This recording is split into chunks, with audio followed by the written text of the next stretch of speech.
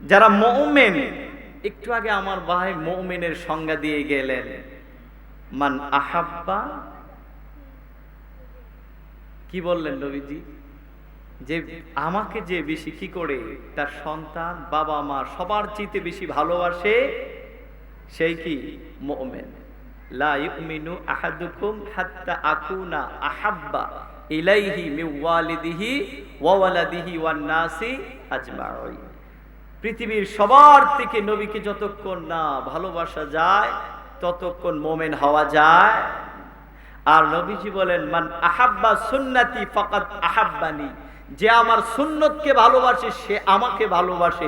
মুখের ভালোবাসা দাবি করার মধ্যে ভালোবাসা প্রকাশ পায়। নবীর প্রত্যেকটা সুন্নাত, কোরআনের প্রত্যেকটা বিধানকে যখন আপনি আপনার বাস্তব জীবনে পালন করবেন, আপনি নবীকে ভালোবাসলেন। আর আপনি নবীকে ভালোবাসলেন তার মানে আপনি মুমিন। মুখের দাবি ঈমান নয়, আমলের বাস্তবায়ন হচ্ছে ঈমান। বলেন সুবহানাল্লাহ। আমার নবীজি আল্লাহ বললেন, ওয়াযাক্কির, হে নবী আপনি আপনার উম্মতদেরকে উপদেশ দিন, ফা ইন্নায যিকরা তানফাউল মুমিনিন, মুমিন যারা তাদের জন্য এই উপদেশ, এই নসিহত উপকারে আসবে। যারা মুমিন না তাদের কোনো উপকারে আসবে।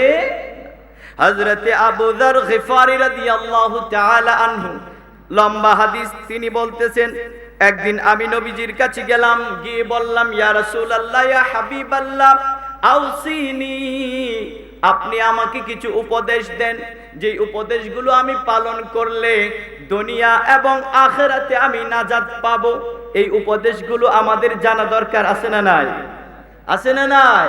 যেই উপদেশ আবু যর গিফারি রাদিয়াল্লাহু তাআলা আনহু আমার নবীজি থেকে শুনেছেন, নিয়েছেন, আমরাও সেই উপদেশ নিতে চাই, ঠিক কি না? আমার নবীজি বললেন, উসিকা বিতাকওয়াল্লাহ, ও আবু যর, তোমাকে আমি প্রথম এক নম্বরে তোমাকে উপদেশ দিচ্ছি, তুমি আল্লাহকে ভয় করবে। কাকে ভয় করবে? কাকে ভয় করবে? আমরা কাকে ভয় করি?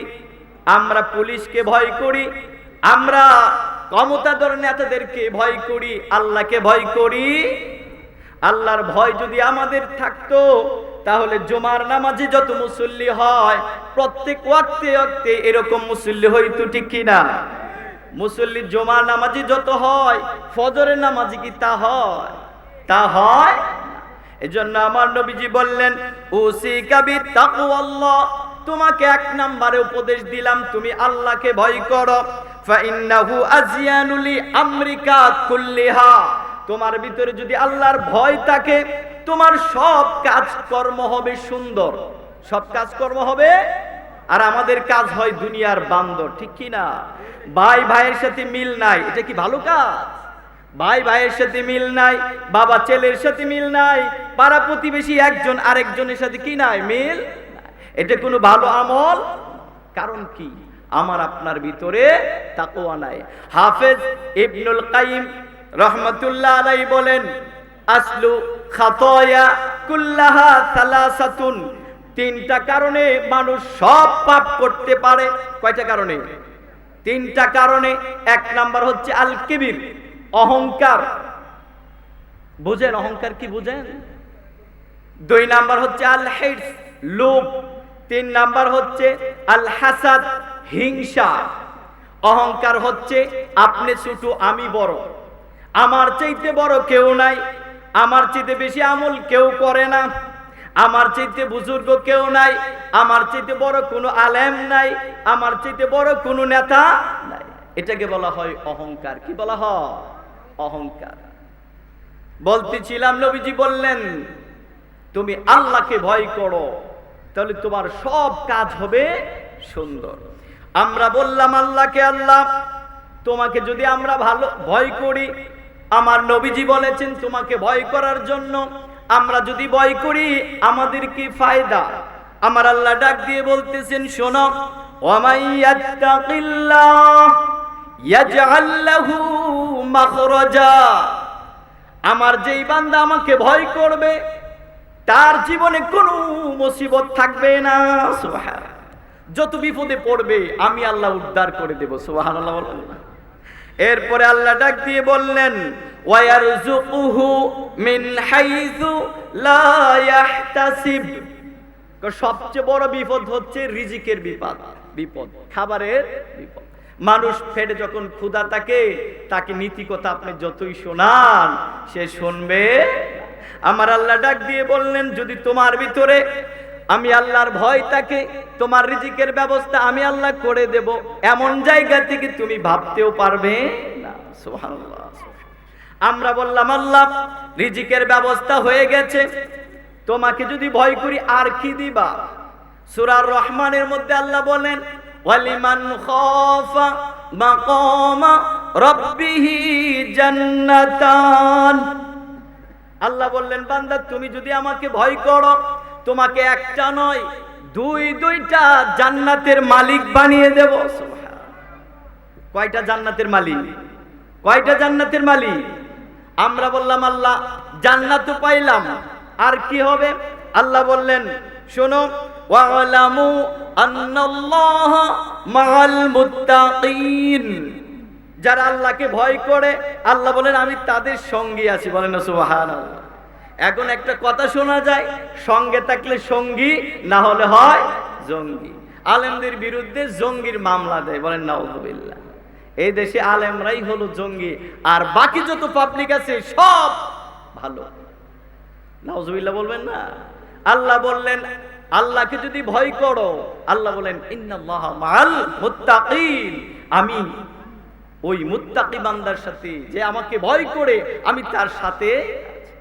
আমরা বললাম আল্লাহ তুমি আমাদের সাথে আছো, আর কি? আল্লাহ বললেন শোনো ফাইন্নাল্লাহা ইউহিব্বুল মুত্তাকিন। শুধু সাথেই আছে না, আল্লাহ বলেন যারা আমাকে ভয় করে আমি তাদেরকে খুব মহব্বত করি। সুবহানাল্লাহ। মহব্বত। আমার নবীজি কি বলেন? হযরত মুআয ইবনে জাবাল রাদিয়াল্লাহু তাআলা আনহু ওনাকে ইয়ামান শহরের গভর্নর করে পাঠাচ্ছেন, আর নবীজি উপদেশ দিতেছেন। লম্বা হাদিস, সেখানে 10টার মতো উপদেশ নবীজি হযরত মুআয রাদিয়াল্লাহু তাআলা আনহুকে দিয়েছেন। আমার কথা হচ্ছে লম্বা হাদিসের দিকে না, এটার দিকে। হযরত মুআয রাদিয়াল্লাহু তাআলা আনহুকে আমার নবীজি বলতেছেন, উপদেশ দিতেছেন ইউসিহি ওয়া মুআযা। মুআয রাদিয়াল্লাহু তাআলা আনহুকে আমার নবীজি উপদেশ দিচ্ছেন। উপদেশ দিতে দিতে গিয়ে এক পর্যায়ে যখন মুআযকে আমার নবীজি বিদায় করে দিলেন, এই সময় আমার নবীজি ডাক দিয়ে বললেন ইয়া মুআয, হে মুআয, ইন্নাকা আসা আন লা তালকানি বাদা আমি। তোমার কাছে আমার শেষ একটা কথা শোনো, তুমি তো চলে যাচ্ছ ইয়ামেন শহরে, তোমার সাথে মনে হয় আজকের পরে আর কোনোদিন আমার দেখা হবে না। এই কথা যখন মুআযকে বলল, মুআয তো আর যায় না। হাদিসে এসেছে ফাবাকা মুআযান জাশিয়ান। হযরত মুআয রাদিয়াল্লাহু তাআলা আনহু চিৎকার মেরে মেরে কাঁদতেছেন, চিৎকার মেরে মেরে কাঁদতেছেন। আমার নবী তখন ডাক দিয়ে বললেন শোনো মুআয, কেঁদো না। তোমার ভিতরে যদি আল্লাহর ভয় থাকে, ইন্না আউলান নাসি বি ইয়াউমাল কিয়ামাতি আল মুত্তাকুন মিন মান কানা ওয়া হাইসু কানা। পৃথিবীর যে কোনো প্রান্তের যে কোনো মানুষই হোক না কেন, তার ভিতরে যদি আল্লাহর ভয় থাকে, মুত্তাকি হয়, সেই লোকটা কাল কিয়ামতের ময়দানে আমি নবীর সবচেয়ে কাছের মানুষ হবে। সুবহানাল্লাহ। তাহলে আল্লাহর ভয় থাকলে আল্লাহর ভালোবাসা পাওয়া যায়। আল্লাহর ভয় থাকলে আল্লাহ আমাদের সঙ্গে থাকেন। আল্লাহর ভয় থাকলে রিজিকের ব্যবস্থা করে দেন। আল্লাহর ভয় থাকলে বিপদ দূর করে দেন। আল্লাহর ভয় থাকলে কাল কিয়ামতের ময়দানে নবীজির সাথে জান্নাতে থাকা যায়। বলেন না সুবহানাল্লাহ। আমরা যদি আল্লাহর নবীর সাথে জান্নাতে থাকতে চাই, তাহলে আমাদের করণীয় কি? কাকে ভয় করতে হবে? জোরে বলতে হবে, কাকে ভয় করতে হবে? আল্লাহকে আমাদের ভয় করতে। এরপরে হযরত মুআয রাদিয়াল্লাহু তাআলা আনহু ডাক দিয়ে বললেন জিদনি ইয়া রাসূলুল্লাহ ইয়া হাবিবাল্লাহ, আরো কিছু উপদেশ আমাকে আপনি দেন। নবীজি বললেন, দ্বিতীয় নাম্বার উপদেশ দিতে গিয়ে নবীজি বললেন আলাইকা বিতুলিস সুমতি তোমাকে আমি উপদেশ দিলাম অধিক সময় তুমি চুপচাপ থাকবে, বেশি কথা বলবে। যদি তুমি চুপচাপ থাকতে পারো ফাইন্নাহু মাতরাদাতুল শাইতান, চুপ থাকাটা শয়তানের একটা হাতিয়ার হবে। শয়তান তোমাকে কখনো কি করতে পারবে না, আক্রান্ত করতে পারবে না। আচ্ছা বলেন তো বাবা, এই যে দুনিয়ার মধ্যে যত ঝামেলা হয়, যত ঝগড়াঝাটি হয়, সব কিছু কিসের কারণে হয় বলেন তো একটু বাবা? কিসের কারণে হয়? এই মুখের কারণে না? এই ঝগড়াঝাটি যা কিছু হয় সব কিসের কারণে হয়? এই জবানের। এই জন্য নবীজি বলতেছেন, আমার নবীজি হযরতে সাল ইবনে সাঈদ রাদিয়াল্লাহু তাআলা আনহু তিনি বলেন, ক্বালান নবী সাল্লাল্লাহু আলাইহি ওয়াসাল্লাম, আমার নবীজি বলতেছেন, মান ইয়াদমানু লি মা বাইনা লিহইয়াইহি ওয়া মা বাইনা রিজলাইহি, উম্মত যে ব্যক্তি আমার জন্য তার এই জবানকে হেফাজত করতে পারবে আর লজ্জাস্থানকে হেফাজত করতে পারবে, আমি নবী ওয়াদা দিলাম তার জান্নাতে নিয়ে যাওয়ার জিম্মাদারি আমি নবী নিয়ে নিলাম। এই জবান যদি হেফাজত করা যায়, আমার নবী নিজেই কি করবেন? জান্নাতে নিয়ে যাওয়ার জন্য আল্লাহর কাছে জিম্মাদারি নিয়ে। অথচ আমরা এই জবান বেহুদা অনেক অনর্থক কথাবার্তায় কি করি? ব্যবহার। এই জবান দিয়ে প্রতিবেশীরে কত কষ্ট দেই, পাড়া প্রতিবেশীর সাথে কত খারাপ ব্যবহার করি। শোনেন, নামাজ পড়লে, রোজা রাখলে, হজ আদায় করলেও পাকা মুমিন হওয়া যায়। হযরতে আবু হুরায়রা রাদিয়াল্লাহু তাআলা আনহু থেকে হাদিস, তিনি বললেন, একটা গ্রাম্য লোক আমার নবীজির কাছে আসলেন।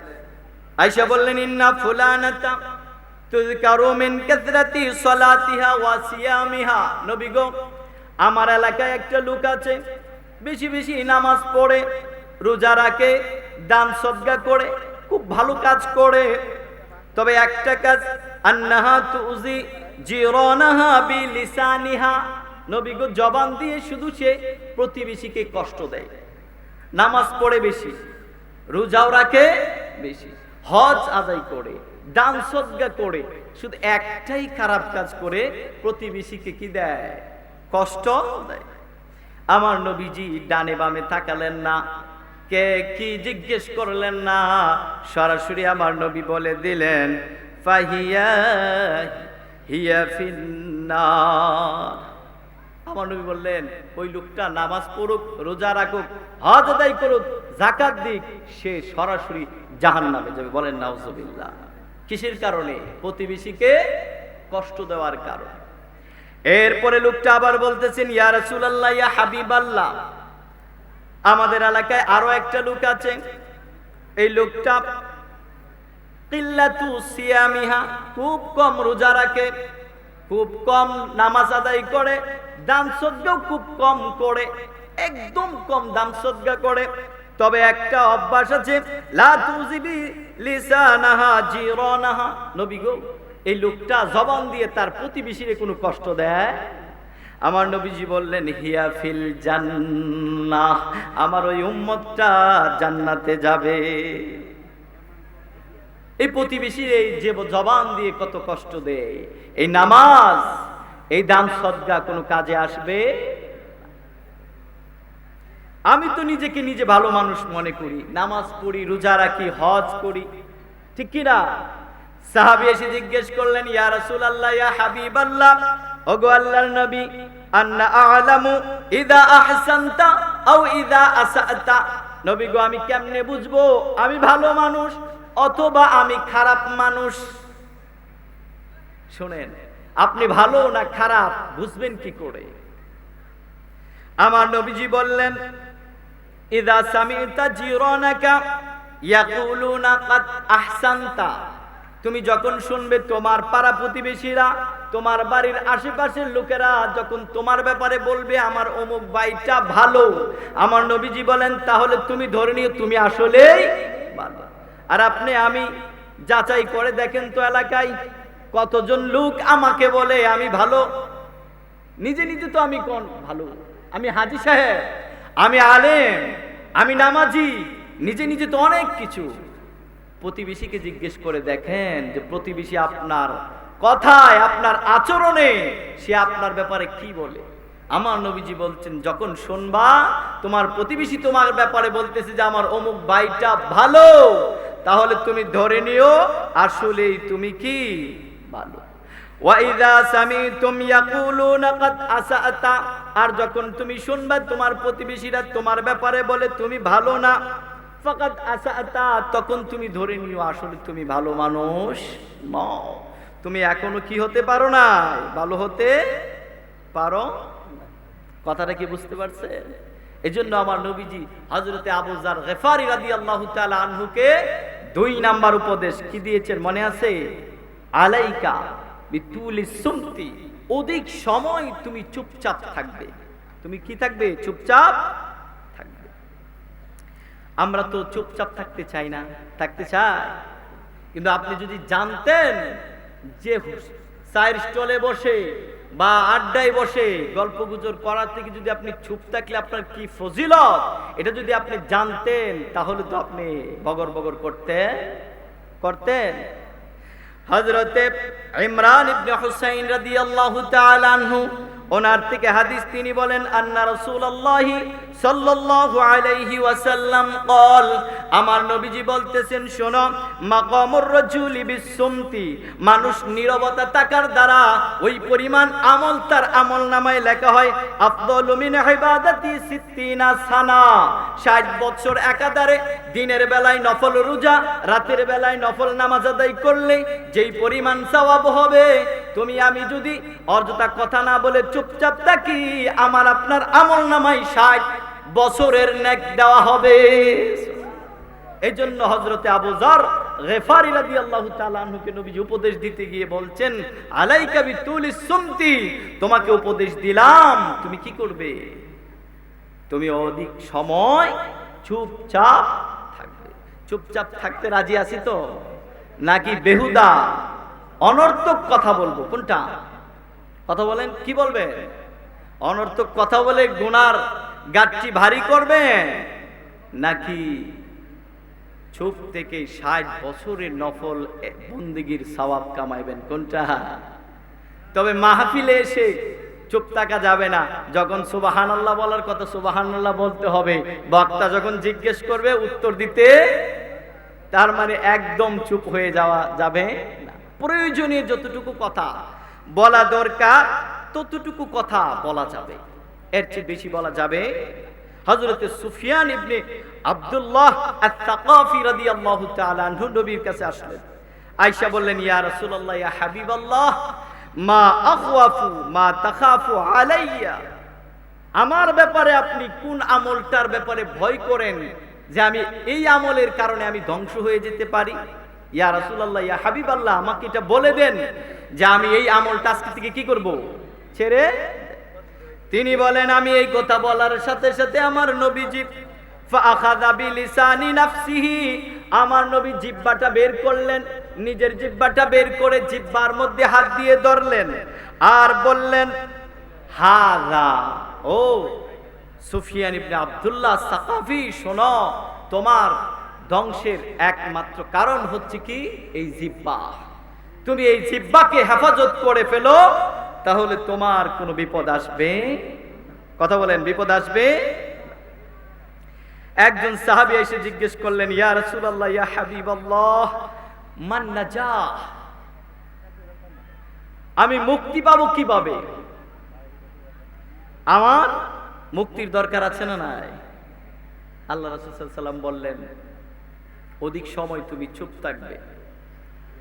দরকার না থাকলে তুমি বাড়ি থেকে কি হবে না? বের হবে না। ওয়াবকি রাখাতয়, আর যখনই তোমার কোনো গুনাহ হয়ে যাবে সাথে সাথে তুমি কি করবে? ক্ষমা চেয়ে দেবে। হযরতে আবু যার গিফারী রাদিয়াল্লাহু তাআলা আনহু এবার আরো জিজ্ঞেস করলেন, বললেন, ইয়া রাসূলুল্লাহ, ইয়া হাবিবাল্লাহ, জিদনি, আমাকে আপনি আরো কিছু উপদেশ দেন। এই পর্যায়ে আমার নবীজি বললেন, আলাইকা বিতিলাওয়াতিল কুরআন, তোমাকে আমি উপদেশ দিলাম বেশি বেশি করে কোরআন তেলাওয়াত করবে। আসেনি আমাদের মধ্যে কোরআন তেলাওয়াত? আমি দেখতাম আমরা যখন ছোট ছিলাম, আমার কাকা আছে, আমাদের আম্মা সকালবেলা উঠে বাড়ির উঠোনের মধ্যে একটা চাটি বিছিয়ে দিতেন আর বালিশ দিয়ে দিতেন, আর আমরা কোরআন শরীফ নিয়ে পড়তাম। আমরা কে কত জোরে জোরে কোরআন তেলাওয়াত করতে পারতাম, আমরা এরকম একটা প্রতিযোগিতা হইতো। কিন্তু এখন কি কোরআন তেলাওয়াত শোনা যায়?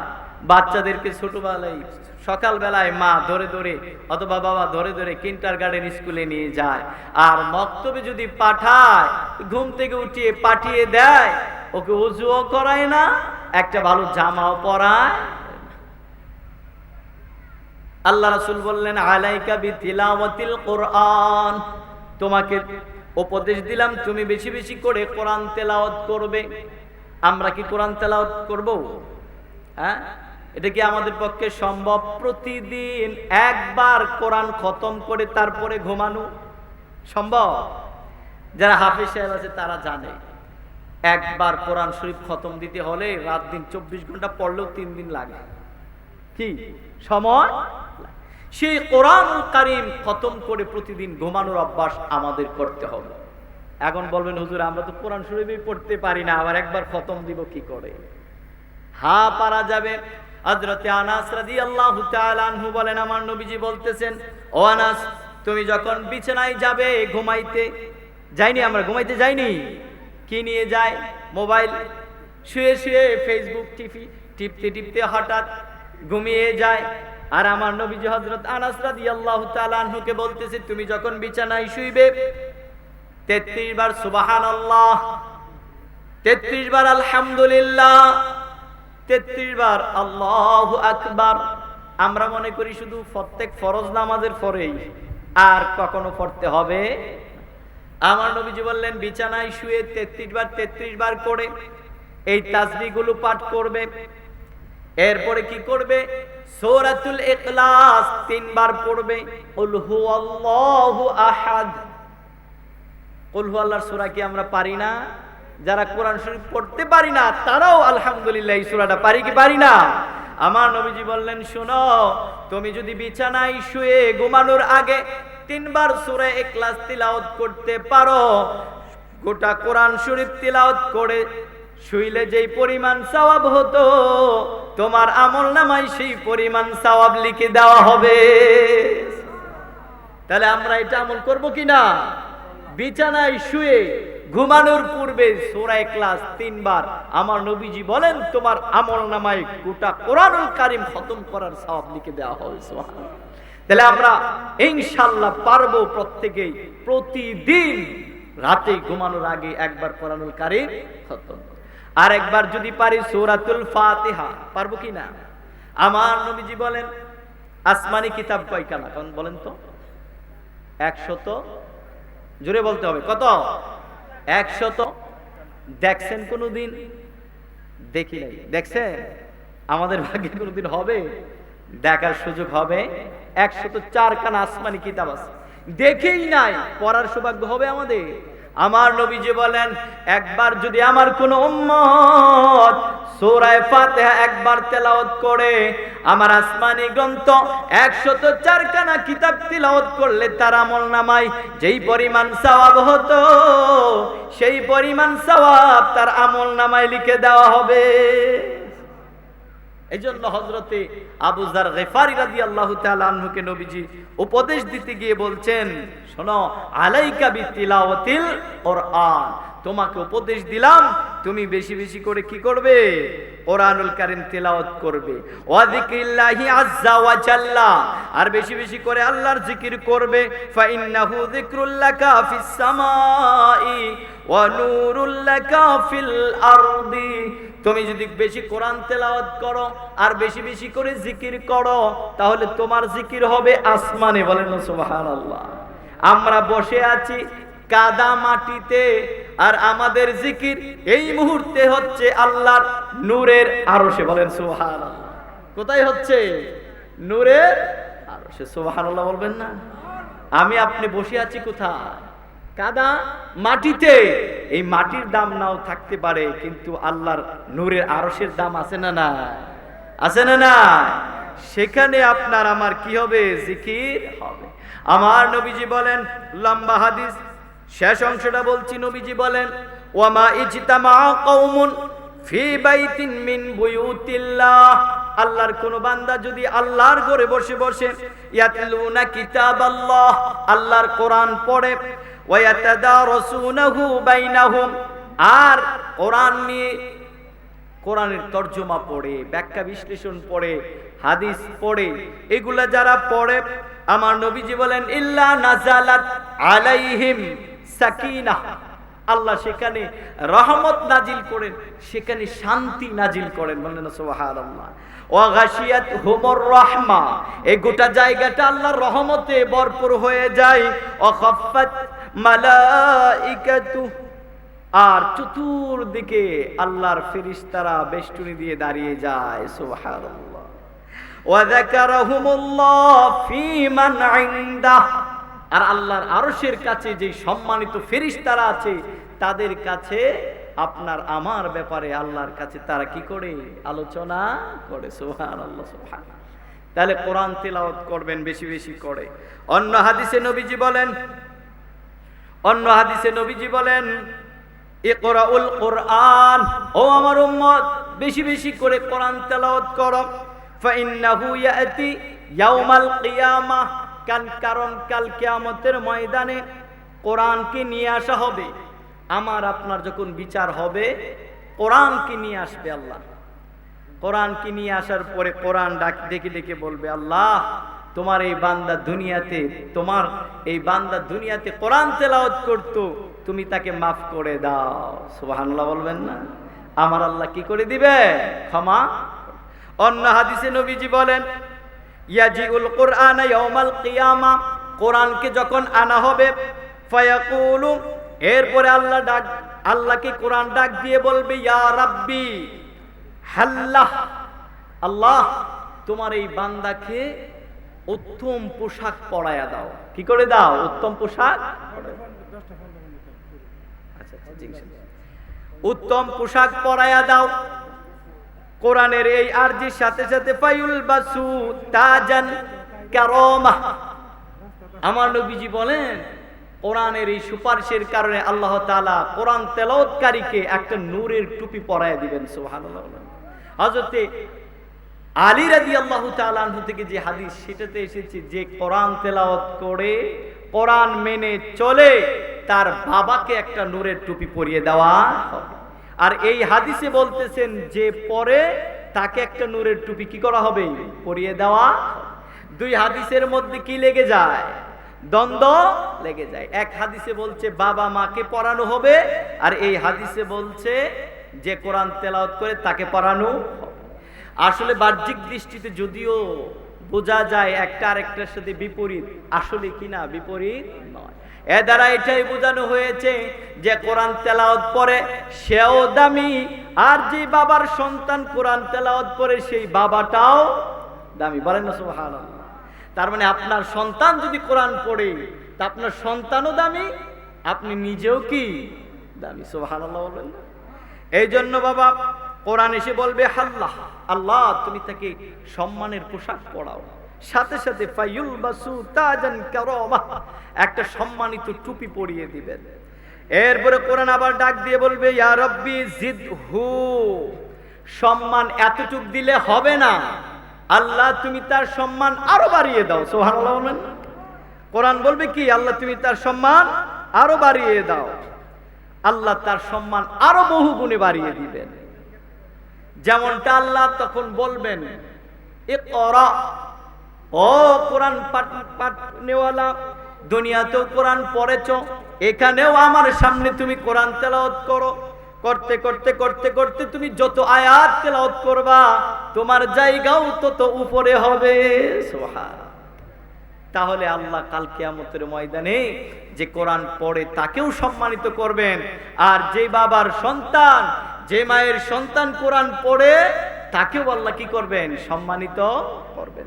এজন্য আমাদের কোরআন পড়া দরকার আছে না নাই? আছে না নাই? এজন্য আমরা বেশি বেশি করে কি করব? কোরআন তেলাওয়াত করব।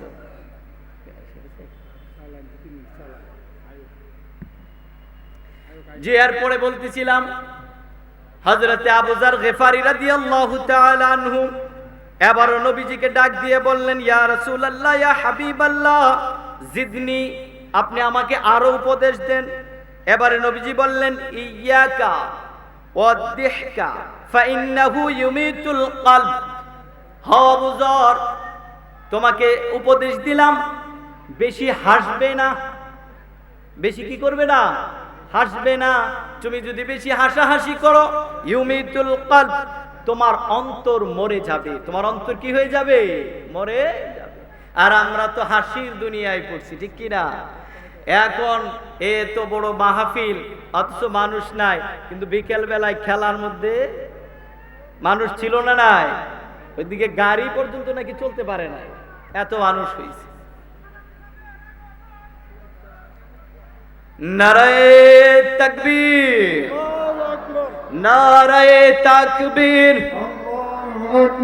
নারায়ে রিসালাত, নারায়ে তাকবীর,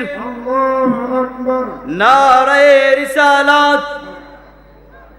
তাহিরি সাহেবের আগমন, আল আমিন হানাফি সাহেবের আগমন,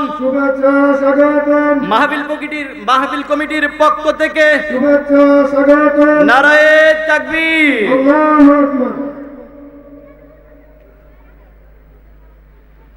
জি মোহতারাম, আমার প্রাণপ্রিয় আমার এলাকাবাসী, মহল্লাবাসী, আমি আপনাদের কারো ছেলে তুল্য, কারো ভাই তুল্য। আমার কথায়, আমার ব্যবহারে যদি কোনো কষ্ট পেয়ে থাকেন, আমাকে ক্ষমা সুন্দর দৃষ্টিতে দেখবেন এবং আমি আপনাদের কাছে দোয়া চাই।